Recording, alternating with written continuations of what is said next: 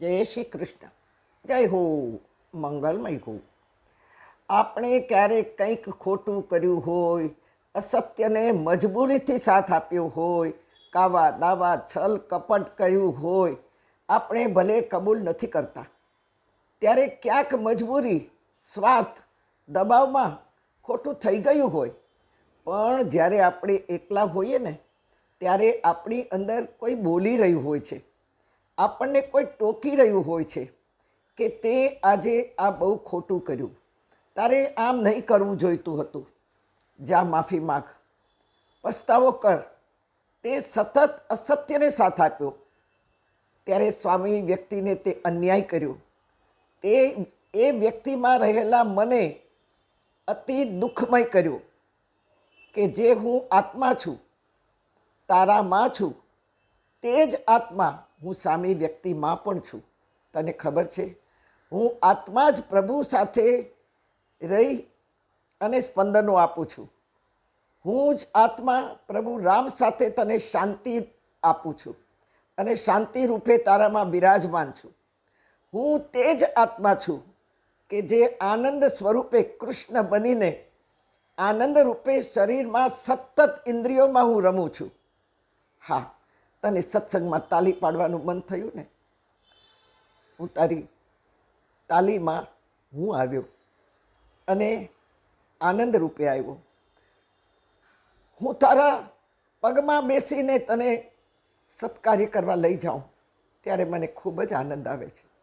હું તારી આંખમાં જ્યારે મારા પિતા પરમાત્મા, આત્માના પિતા છે પરમાત્મા, એના જ્યારે તું દર્શન કરે છે ત્યારે મને બહુ ખુશી થાય છે, આનંદ થાય છે. હું એ જ આત્મા છું કે તારા કાનમાં જ્યારે ગીતાના સુંદર શ્લોકોના શબ્દો આવે છે, શબ્દ બ્રહ્મ થઈ અને એ આત્મા રૂપે હું અંદરથી પુલકિત થાઉં છું.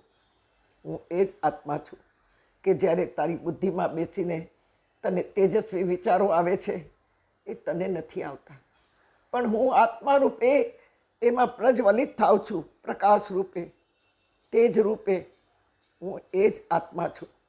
હું તારા શરીરમાં રહી અને ખૂબ આનંદ પામવા માગું છું. અને જ્યારે જ્યારે તને આનંદ આવે, આનંદ, ખુશી નહીં, ખુશી તો ક્ષણભરની હોય બેટા.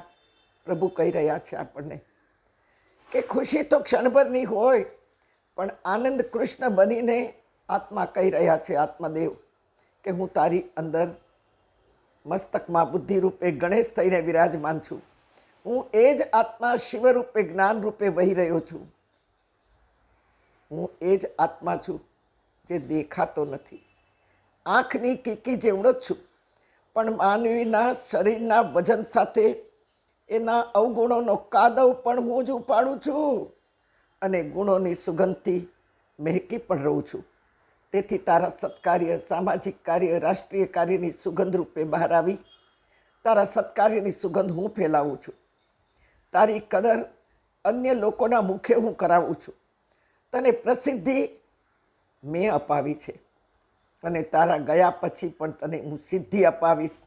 તારું કાર્ય આ જગતમાં સતત લોકો યાદ કરશે અને એ યાદ કરાવવું, તારા કાર્યને સિદ્ધિ પ્રસિદ્ધિ દેવી, મારું એ જ કાર્ય છે. આત્મદેવ બોલી રહ્યા છે. તારા સારા ખોટા કાર્યનો હિસાબ રાખવા મેં કોઈ જ એકાઉન્ટન્ટ કે કોઈ જ એકાઉન્ટન્ટ મેં રાખ્યો નથી. બધું જ ઓટોમેટિક એફડી થઈ રહ્યું છે. પાછું રિન્યૂ થઈને મૃત્યુ સુધીમાં સારા કાર્યના પુણ્યશાળી ફળો પણ હું તને મોકલીશ. એ હું જ મોકલીશ. અને ખોટા કાર્યના કડવા ફળો એની મેળે જ પાકતા જાય અને એની મેળે જ તને મળતા જાય. આ બધું જ ડિજિટલ પ્રક્રિયા આજે યુગો યુગોથી મારી અંદર ચાલુ જ છે. તે તો હમણાં ચાલુ કરી, પણ આ મારી અંદર જ ચાલુ છે, જન્મો જન્મથી ચાલુ છે ભાઈ. માટે મૃત્યુના એન્ડ સુધી આત્માને ભૂલીશ નહીં, કારણ કે હું જ તને અંદરથી રોકી રહ્યો છું, હું જ તને ટોકી રહ્યો છું, હું જ તને સંભાળી રહ્યો છું. એટલું જ નહીં, ગિરિરાજ ધરણ થઈને હું જ તને ઉંચકી રહ્યો છું કે જેમાં તારા સારા ખોટા બધા જ કર્મો પણ આવી રહ્યા છે અને આવે છે અને આવ્યા હતા. આ બધાને મેં જ ઉચક્યા છે.